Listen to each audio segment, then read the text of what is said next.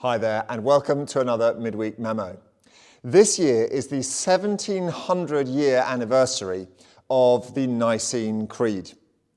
That creed, which is printed up at the front of our church, and indeed many other churches up and down this land, and in many throughout the world, was crafted in 325 and then confirmed in 381 at a further council as an encapsulation of the Christian faith. Now, it has a prominent place in our churches, but why do we need a creed? And why celebrate something that is so old and so shrouded in the mists of time? Well, creeds are important. First of all, because Christianity is irreducibly doctrinal. What it means to be a Christian is to believe, and the something that we believe, the substance of our belief, is vital. 1 Timothy 4, verse 16, Paul says this to Timothy, "Watch your life and doctrine closely. Persevere in them, because if you do, you will save both yourself and your hearers." It's rotten when ministers of the gospel don't watch their life. They don't live like they say they should. But frankly, it's not much good for the church if ministers do not watch their doctrine, what they believe. So that's why we need a creed. We need a creed because heresy hurts. It's like when you have a relationship with someone and lies begin to bleed into that relationship about who they are, and it totally poisons that relationship that you have. In the same way, if untruth about God gets in the way of the way that we relate to Him, it poisons our relationship with Him. We need to know what we believe. Now, at different stages in the church's history, different questions have been up for grabs. The creed comes from a time when the Arian controversy was raging. What is the Arian controversy? Well, Arius was a presbyter in North Africa, a leader of the church, and he was famous for saying the following words: "There was a time when the Son was not."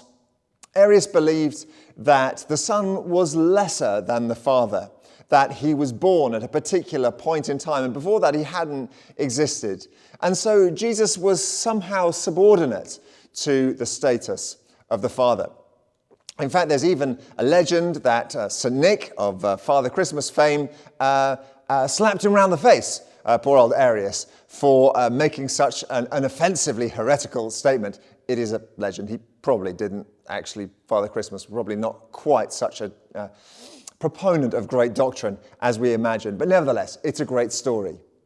Out of that controversy came the Nicene Creed. The Nicene Creed, if you've ever said it before, is a beautifully balanced encapsulation of a very basic Christian doctrine, and that is the Trinity. There are three parts to the creed. Well, possibly fourth, because there's one at the bottom which was added on later about the church. But the three main parts of it refer to the Father, the Son, and the Spirit. And they encapsulate both the equal divine status of each person and their distinctive natures and attributes. It's a fantastic place to go back to remember who is the God that we worship. Some of you will have joined us at our evening of prayer and worship over in the centre last week. Maybe you'd like to know more. You could pick up one of our little Nicene Creed bookmarks here in church this Sunday. Or just why not go back to the Creed yourself and take some time to pore over it and see what it says, the beautiful things it says about the nature of the Father, the Son, and the Spirit. Three notices to share with you. The first is about Remembrance Sunday. We'd love to see you here at 10 a.m. for our Remembrance Day service.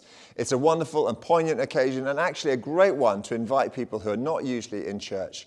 As we come, we remember those loved ones, particularly that we've lost in the last year, and are pointed to the Lord Jesus, who gave his life as a ransom for many. If you've got names that you would specifically like to be mentioned in that service, please do submit them by the end of today to the church office. Looking further ahead, it's Christmas time and we are busy preparing. We would love you to join our Christmas choir. That's the choir that's going to be singing on the 21st of December at our candlelit carols, and rehearsals begin for that on the 16th of November. If you'd like to join that choir, please do click on the link that went out with the email with this midweek memo. And then the third thing to share with you is our Women's Christmas Craft Evening. This was a fantastic evening last year, and it will be again this year. We had the church full of different people engaging in all sorts of different Christmas crafts, creating gifts that they could share with their friends and family, and having a great time together as they did so, and also hearing about the Christ who is at the centre of Christmas. So do be thinking, who could you invite to this event on the 29th of November, 6 to 9 p.m? Who could you be bringing? And do join us on that occasion to enjoy some great craft and a focus on Christ. Thanks for joining us.